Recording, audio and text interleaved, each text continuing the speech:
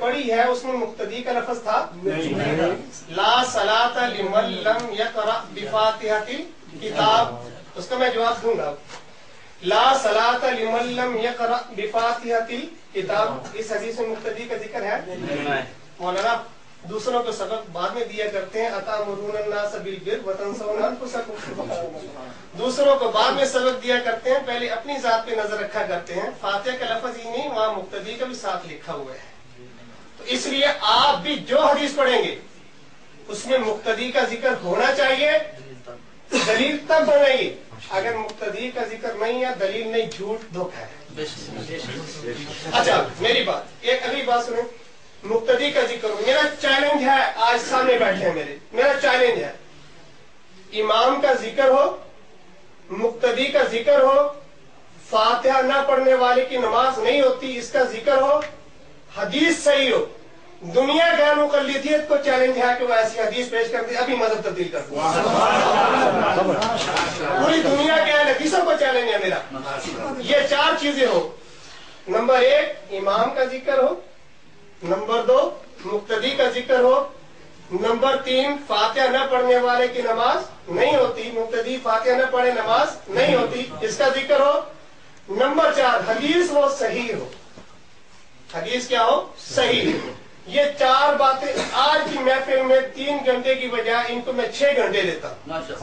آج کی محفل میں یہ ایک حدیث ایسی پیش کر دیں، اسی مجلس میں میں اپنا مذہب تبدیل کرنے کے لیے تیار ہوں. میرا چیلنج ہے. آپ پڑھے دیکھیں گے جو بھی حدیث انہوں نے ضابطہ بیان کیا، عام سے خاص ثابت نہیں ہو سکتا، اور خود کیا کریں، لا صلاۃ لمن، عام ہے سب کے بارے میں فرمایا، بھئی عام سے خاص ثابت ہی نہیں ہو سکتی. اس لیے غلط بات ہے، یہ آپ کی مولانا آپ کی غلطی پہ تنبیہ کیجیے. میں اس لیے پہلے اپنی دلیل پیش کرنے سے پہلے بھی آپ سوچیں. اچھا مجھے اصل یہ ساری کہانی انہوں نے چلائی تھی کہ عام سے خاص ثابت نہیں ہو سکتا، تاکہ میں وہ حدیثیں نہ پڑھوں کہ جہاں قرات کا لفظ ہے، وہ حدیثیں نہ پڑھیں کہ جہاں قرآن پاک کا لفظ ہے. شاید ان کے نزدیک قرآن میں فاتحہ نہیں ہے، تو قرآن پاک والے لفظ نہ پڑھیں گے کیونکہ عام ہے نا، تو عام سے خاص ثابت نہیں ہو سکتا. مولانا آپ نے جتنی بھی اس پر مثالیں پیش کی ہیں، آپ نے استثناء پر زور دیا ہے. وہ استثناء آپ نے صحیح حدیث سے دکھایا ہے نا، مچھلی کا استثناء ہے جی، آدم علیہ السلام کا استثناء ہے جی، فلاں کا استثناء ہے جی، اس لیے عام میں داخل نہیں ہو سکتا. جب صحیح حدیث سے آپ فاتحہ کا استثناء دکھا دیں گے نا تو میں قرات والی حدیث بھی نہیں پڑھوں گا. جب صحیح حدیث سے آپ مقتدی کے لیے فاتحہ کا استثناء دکھا دیں گے نا، جب صحیح حدیث سے آپ مقتدی کے لیے فاتحہ کا استثناء دکھا دیں گے، اس وقت میں قرات والی حدیث نہیں پڑھوں گا. اس سے پہلے مجھے پڑھنے دیں. میرا دعویٰ قرات والی حدیث سے بھی ثابت ہوگا، میرا دعویٰ فاتحہ والی حدیث سے بھی ثابت ہوگا، میرا دعویٰ قرآن پاک کے لفظ سے بھی ثابت ہوگا. وَإِذَا قُرِئَ الْقُرْآنُ، یہ ساری چیزیں ثابت ہوتی ہیں. ایسی کہانیاں نہیں چلایا کرتی جو اپنے لیے نقصان دہ ہوا کرے. یہ دو باتیں صاف ہوگی. اس لیے ان کا یہ کہنا جی قرات والی حدیث دلیل نہیں بنتی، غلط فہمی ہے یا مغالطہ دیا ہے. اگلی بات انہوں نے یہ کی، ہمارے طریقہ پر عمل کریں تو دونوں حدیثوں پر عمل ہو جاتا ہے، احناف کے طریقہ پر عمل کریں تو پھر کچھ حدیثوں کا انکار کرنا پڑتا ہے. اللہ یعذ باللہ، ان کے طریقہ پر عمل کرنے سے دونوں حدیثوں پر عمل ہو جاتا ہے. جو میں فاتحہ کے بارے میں صریح روایات پیش کروں گا ان پر کیسے عمل ہوگا؟ انہوں نے طریقہ یہ پیش کیا ہے نا، انہوں نے کہا کہ جو میں حدیثیں پیش کرتا ہوں وہ فاتحہ کے بارے میں ہے، جو میرا مد مقابل پیش کرتا ہے وہ فاتحہ سے زائد کے بارے میں ہے. دونوں پر عمل ہو گیا.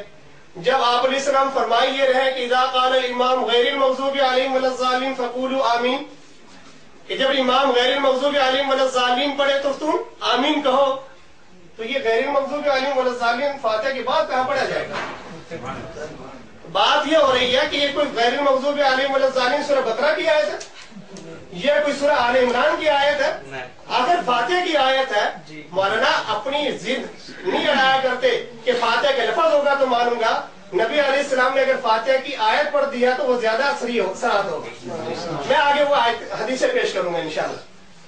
آگے وہ لا صلاۃ لمن لم یقرأ ایک ہی پیش کی تھی، وہ ان کی دلیل نہیں تھی، میں نے اس کا بتا دیا، جواب دے دیا. اب ذرا آتا ہوں میں ان کے دعوے کی طرف. انہوں نے دعویٰ یہ لکھا انہوں نے دعویٰ یہ لکھا کہ مقتدی اگر فاتحہ نہ پڑھے اس کی نماز نہیں ہوتی، مقتدی اگر فاتحہ نہ پڑھے ان کی نماز نہیں ہوتی۔ مولانا کی میں حیثیت دکھانا چاہتا ہوں کہ کیا اہل حدیث حضرات کے ہاں ان لوگوں کی حیثیت کیا ہے جو ایسے دعوے کرتے پھر رہے ہیں۔ مولانا یہ میرا عالم نہیں ہے، حافظ محمد گوندلوی صاحب آپ کے عالم ہے، غیر مقلد عالم ہے۔ یہ کتاب ہے خیر الکلام حافظ محمد گوندلوی صاحب کی، ان کا صفحہ ہے صفحہ 14۔ وہ شکوہ کر رہے ہیں ہمارے سے، کہتے ہیں ساری بنیاد اس پر کھڑی کی گئی ہے کہ اہل حدیث امام کے پیچھے سورہ فاتحہ نہ پڑھنے والے کو بے نماز سمجھتے ہیں۔ ہمیں کہہ رہے ہیں کہ احسن الکلام جو لکھی گئی تو ساری بنیاد اس پر کھڑی کی گئی ہے کہ اہل حدیث امام کے پیچھے سورہ فاتحہ نہ پڑھنے والے کو بے نماز سمجھتے ہیں، حالانکہ یہ دعویٰ بلا دلیل ہے۔ امام بخاری سے لے کر محققین علماء اہل حدیث تک کسی تصنیف میں یہ دعویٰ نہیں کیا گیا۔ امام بخاری سے لے کر محققین علماء اہل حدیث تک کسی تصنیف میں یہ دعویٰ نہیں کیا گیا کہ فاتحہ پڑھنے والے کی نماز نہیں ہوتی۔ مولانا آپ نے تو بخاری سے روایت پڑھی تھی، معلوم ہوا جھوٹ بولا نا بخاری پر۔ پہلی حدیث بخاری سے پڑھی اور ان کے عالم حافظ محمد گوندلوی صاحب کہتے ہیں کہ امام بخاری کا یہ دعویٰ نہیں۔ امام بخاری نہیں کہتے کہ جو فاتحہ نہیں پڑھتا ان کی نماز نہیں ہوتی، اور نہ ہی محققین علماء اہل حدیث کا دعویٰ ہے، ان جیسے طالب علموں کا دعویٰ ہے کہ جن کی تحقیق ہی کوئی نہیں ہے۔ اچھا، یہ دوسرے عالم ہیں ان کے مولانا ارشاد الحق عصری صاحب، اس وقت بھی حیات ہے فیصل آباد میں۔ ان کی کتاب ہے توضیح الکلام، توضیح الکلام۔ ان کا صفحہ ہے صفحہ 71 ہے، اس میں فرماتے ہیں اس کے برعکس امام بخاری سے لے کر دور قریب کے محققین علماء اہل حدیث تک کسی کی تصنیف میں یہ دعویٰ نہیں کیا گیا کہ دیانتدارانہ تحقیق کے بعد فاتحہ نہ پڑھنے والے کی نماز باطل ہے اور وہ بے نماز ہے وغیرہ۔ اس لیے اگر آج بعض حضرات نے جو قدم اٹھایا ہے، جو بے نمازی کیسے پھرتے ہیں، اگر آج بعض حضرات نے جو قدم اٹھایا ہے اسے پیش قدمی نہیں کہا جا سکتا، پھر جماعت کے نامور اور ذمہ دار حضرات میں ان کا شمار بھی نہیں ہوتا۔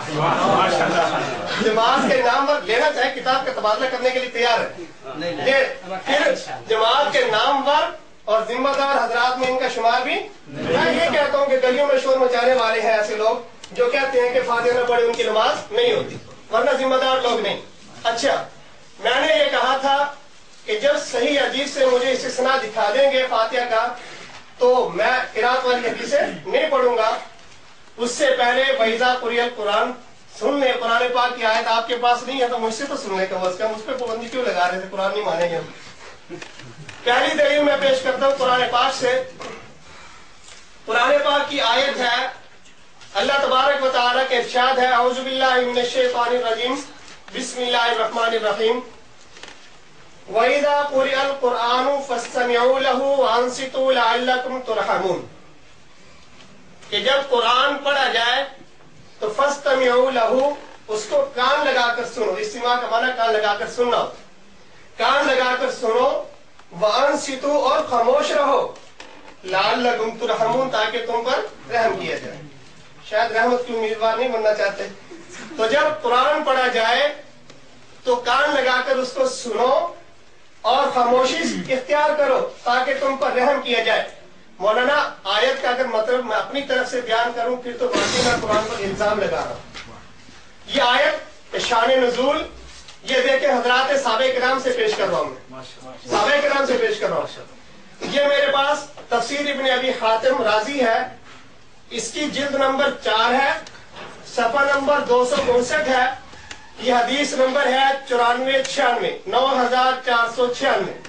اس میں فرماتے ہیں حدثنا ابو سعید الاشد حدثنا ابن فضیل و ابو خالد عن داؤد ابن ابی ہند عن ابی نضرۃ عن اسیر ابن جابر المحاربی۔ محاربی کی بھی تعین ہو گئی ہے، یہی سب ایک ہی چیز بچی ہوئی تھی کہ محاربی کی تعین کرو۔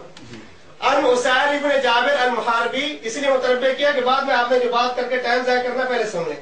ان اسیر ابن جابر المحاربی ان عبداللہ قال لعلکم تقرون قلنا نعم قال الا تفقهون ما لكم لا تعقلون واذا قرئ القرآن فاستمعوا له وانصتوا لعلكم ترحمون.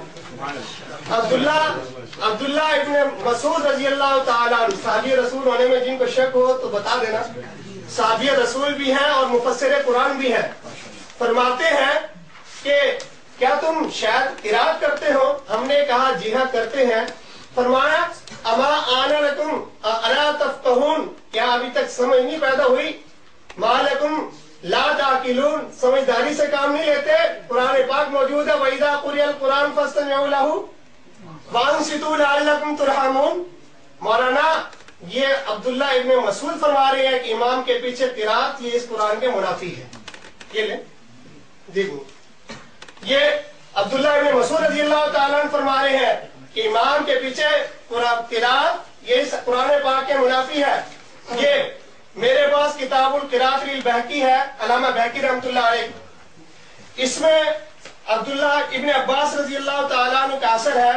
فرمایا المؤمن فی سیاۃ من الاستماع الیہ، کہ مومن کے لیے گنجائش ہے کہ قرآن پاک سن سکتا ہے، صرف گنجائش ہے، نہ سننا چاہے تو اس کے اندر گناہ گار نہیں، مگر چند چیزیں مستثنیٰ ہے. فرمایا الا فی صلاۃ مفروضہ، مگر فرض نماز ایسی ہے کہ اس میں گنجائش نہیں نہ سننے کی.